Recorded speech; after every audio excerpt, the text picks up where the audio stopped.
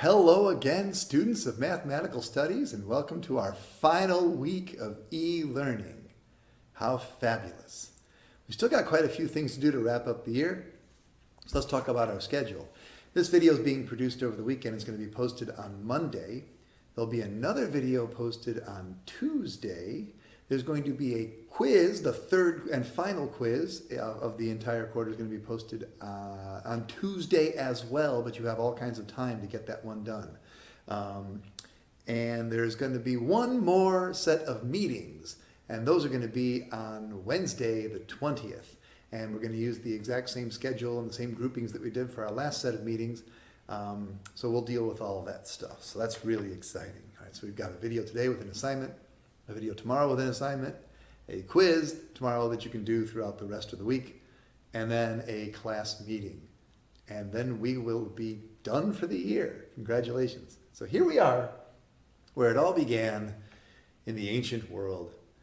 Because in a little bit we're going to talk about one of my favorite mathematicians.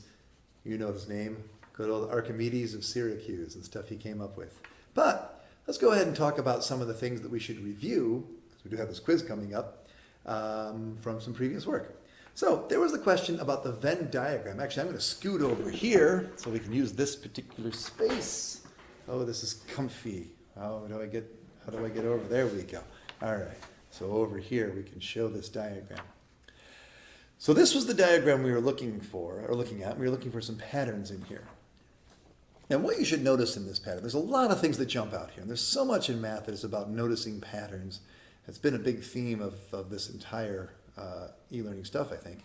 But you see here, if you look at the small die, the yellow one, or sorry, small circle, which was the 8-sided die, that's the yellow circle. The 6-sided die is the blue one, and the red circle here was the 4-sided die. So we see these numbers in here. Now, a lot of students noticed, you see that big 35 sitting in the red. You see the other two colors happen to contain the 7 and the 5. 7 times 5 is 35, and 7 times 3 is 21, and 3 times 5 is 15. So you see that pattern going on right there.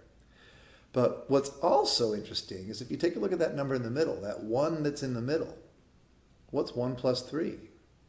Lo and behold, and that represents that's the number that is the bigger one.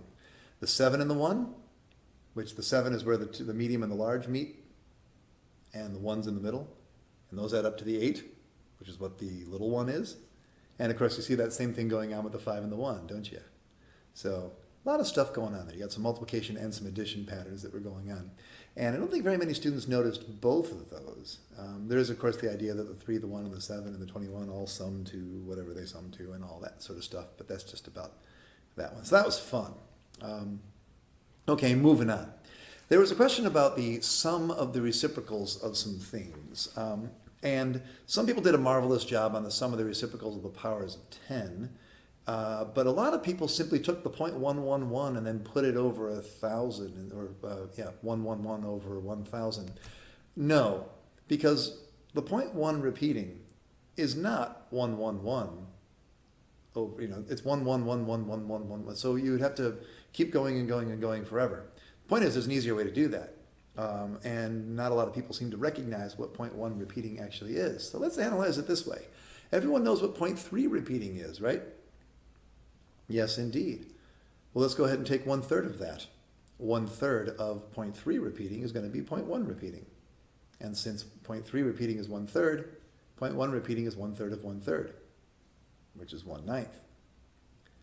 Now, on this one, we could also talk for a little bit about what is 0.9 repeating. Because some people have the idea that 0.9 repeating is almost 1. It is not almost 1. 0.9 repeating is 1.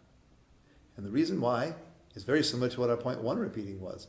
We just do this. We could say, what is 1/9 times 9? 1/9 times 9 is 1. And 1/9 is 0.1 repeating. And 1.1 repeating times 9 is 0.9 repeating. And that's 1. What most people do is they say, what's 1/3 times 3? And 1/3 times 3 is 1. And 1/3 can be 0.3 repeating, and you multiply that by 3 and you get 0.9 repeating, and therefore 0.9 repeating is 1. So that's a fun problem. That was about the sum of the reciprocals of the powers of 10. Now the sum of the reciprocals of the powers of 2, we know, is 1. 1/2 plus 1/4 plus 1/8 plus 1/60 plus 1/32. And that idea is having this distance, show it this way. And if you had all of this was 1, if you take 1/2 and then take the 1/4 and then the 1/8 and then the 1/16 and 1/32, and keep on going forever and ever and ever, you're going to finish that off and wind up with 1. So the sum of the reciprocals of the powers of 2 is equal to 1. The sum of the reciprocals of the powers of 10 is equal to 1/9. Now, this is where the assignment is going to come in for this video, part of one of the assignments. Let's suppose we wanted to do the sum of the reciprocals of the powers of 2. Well, we did that. The sum of the reciprocals of the powers of 3. Alrighty? We can look at that this way right here. See, 1/3 plus 1/9 plus 1/27 plus ... Now here's a technique you can do. Because these are the powers of 3 on the bottom, we can factor out 1/3. And then you get this right here. 1/3 times 1 plus 1/3 plus 1/9 plus ... Now if we say that x equals 1/3 plus 1/9 plus 1/27 plus 1/81 plus ... then when we factor out the 1/3, we get that x equals 1/3 times 1 plus x. And I invite you to take a moment to write that down. X equals 1/3 times the quantity 1 plus x. I'm going to say don't distribute. Instead, get rid of the fraction. Multiply both sides by 3. Go ahead and do the algebra on that, and you'll find exactly what x is in this case.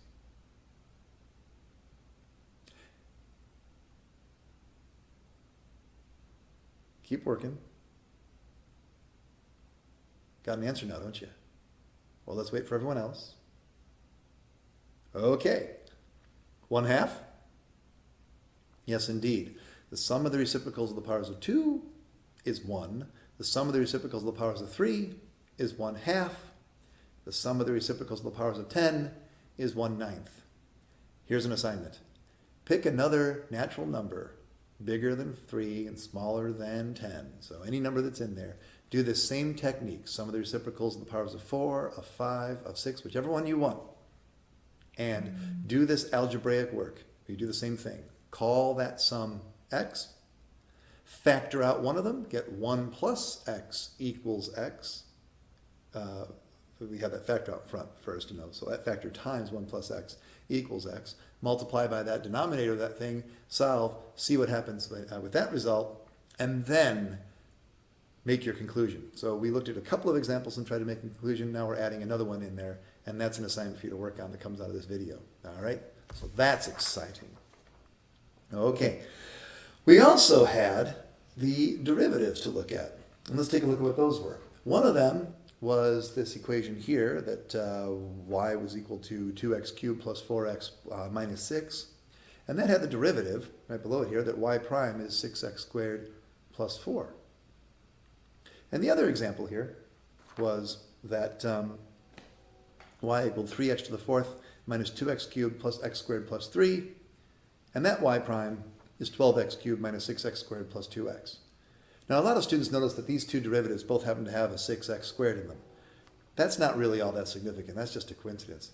What's really going on here, and people that looked up this stuff definitely found it out, but I was wondering if people could find it without looking it up. This is called the power rule, and you will notice that in that first case, we have a 2 as a coefficient and a 3 as an exponent. And then our derivatives, first exponent is a 2, which is 1 less than the 3, but look at its coefficient. That 6 happens to be what you get when you multiply 2 by 3. Now look at the other one. 4 minus 1 is 3. But also, what's 3 times 4? And you see that pattern existing in these things quite a bit. So much of math is about patterns, isn't it? So that was that one. I think you might be able to anticipate a quiz item from that. Expect to see a polynomial like one of these and a question of which of the following is the derivative of it as a multiple choice question. Okay. Also, of those multiple choices, forms, which is where you put your answers, is kind of a crummy software to try to put math in. So I like to write these things in a software that has an equation editor. You can get your answers, but some people uploaded the answers as the document. Put the answers into the forms version, pretty please, with sugar on top. Okay, now let's move on to some new stuff. Why we're here in the ancient world. Everyone remembers, I hope, the Platonic solids. And perhaps you remember Euler's formula about them, that was that the vertices plus the faces minus 2 is equal to the edges. That was kind of neat. Might remember the names of the tetrahedron, the octahedron, the cube, the icosahedron, the dodecahedron. Perhaps you might remember the basic ancient idea of the elements and the old chemistry that went with that, of earth and fire and air and all that sort of business. Fabulous, fabulous stuff. Well, Archimedes did some work with them. Let's point out one other thing, by the way. The number of Platonic solids was 5. 5 happens to be a Fibonacci number. What's also a Fibonacci number is 8, and when you add 8 and 5 together, of course, whenever you add 2 Fibonacci numbers, you get another Fibonacci number, you get 13. Yes, indeed.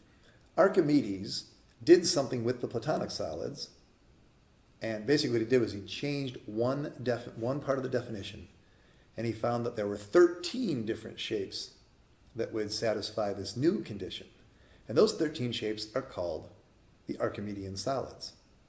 So what I'll do is share with you the definition of the Platonic solids. Then we can talk about what gets tweaked on that to make the definition of the Archimedean solids. Today we're going to talk about 7 of them. There are a total of 13. And we'll talk about the other 6, which are the more complicated ones with the longer names, in tomorrow's video. And at the end of this one, you'll get the other assignment, which is really tomorrow's assignment. It's what you have to show in the class meeting on Wednesday. Now, Platonic solids. Let's see. The rule about those was you have one kind of regular polygon and one kind of vertex type. And that was it. That was the rule. What can you make out of that? And the answer is there are 5 different things. 3 of them happen to have triangular faces, 1 of them has square faces, and 1 of them has pentagonal faces. Archimedes said, let's try 2 or more. So the rule for an Archimedean solid is the faces all have to be regular polygons, and all the vertices have to be exactly the same. So whatever shapes are meeting at one vertex must meet at every vertex. So if you have a vertex that is 2 squares in a triangle, every vertex is 2 squares in a triangle. If you have a vertex that happens to be a hexagon and a square, then every vertex, oh actually it would have to be 3 things that are meeting, 2 hexagons and a square, then every vertex is 2 hexagons and a square. So that's the rule. More than one kind of polygon, but only one kind of vertex. And of course they have to be symmetrical. That's the rule. That is the rule for Archimedean solids. Now, in order to take a look at the first way to make these, we're going to take a gander at this idea of a triangle. All right? So that's neat to look at. And if we take this triangle and decide to, we've got it divided into a whole bunch of triangles here, I think you'll probably find that there's some number in here. I think I added that up before. Yeah. Yeah, anyway, it doesn't matter. If we take these 3 triangles away, what shape do we get? Yes, indeed. So one way to do a hexagon is to start with an equilateral triangle, which is a simpler shape, and chop off the corners to get a more complicated shape. Now what you would do is you would take a regular triangle, and then, an equilateral, and then divide the sides into thirds, and each of the extreme thirds get rid of, and you'd be left with this hexagon that is right here. You could do the same thing in 3 dimensions, and that process is truncating. So you could take a tetrahedron and chop off the corners at the right size, and you would have what's called a truncated tetrahedron. There's also a truncated cube. All 5 of the Platonic solids have a truncated version, and that gives us our first 5 of the Archimedean solids. So they're just based on the Platonic, chop off a corner. And what happens is if you took the icosahedron, where 5 triangles meet at a vertex, if you chop that corner off, then you wind up chopping off a little piece that leaves behind a pentagon. And if you chop the corners off of a triangle, which is what the icosahedron had, as you can see, we have hexagons. So there are pentagons and hexagons. And those of you that are familiar with the classic soccer ball, some people say that design was made by Adidas in the 1970s for the 1970 World Cup.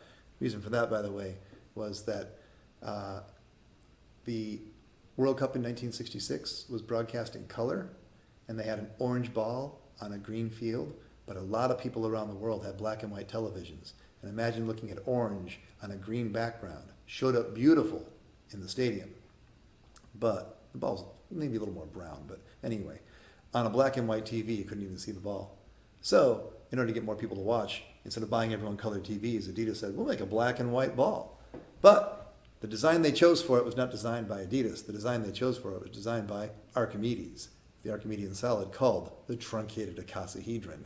That's what a classic soccer ball is. So that's one set. Now the names here, Archimedes did come up with these things, but these names that we're using were actually developed in the late Renaissance by, well, yeah, that's true. Oh wait, it wasn't even all late in the Renaissance. Maybe it was. It doesn't matter. Anyway, Johannes Kepler. Kepler named a lot of these things. And these names that we're using are actually Kepler's names for the Archimedean solids. And Kepler noted that actually Archimedes did as well, but two of these Archimedean solids are actually what would happen if you took all the pieces of one platonic and all the pieces of that platonic's dual. So if you take a cube and its dual, which is an octahedron, as long as they have the same edge length, if you disassemble those and put them together again, you can get what is called a cube octahedron. And that's a very interesting shape that has some interesting properties. We'll get to the name for those kind of things in just a moment. The other one would be the icosahedron and the dodecahedron, which are also duals of each other. Take all the pieces of the icosahedron and all the pieces of the dodecahedron, put them together, and you can make what's called an icosahedodecahedron. So those are what Kepler called the quasi-regular solids. So today we've just discussed the 5 truncated ones and the 2 quasi-regular. That means we're up to 7. There are only 13, so we only have 6 more to go, and those 6 we'll talk about tomorrow. But here's the assignment that goes with these. In the class meeting that we're going to have on Wednesday, you're going to have a lot of options of what to do, but they're going to involve the Archimedean solids. You could say, I don't know, just give me a question, and then I will ask you something by saying, for example, what is the Archimedean solid that consists of, and I'll have some definition of it. Like if I were to say, for example, 6 squares and 8 equilateral triangles, then you would think about that and you would say, oh, that's the cube octahedron. And I would say, well done. But we could turn this around. You could ask me the question and I could answer it for you. And that might be kind of boring because here are the other options, which are so much more fun. You can build one and then just show me the model with your camera on the computer. Say, here it is, or on the phone, whatever. But here's my Archimedean solid. So you could build one.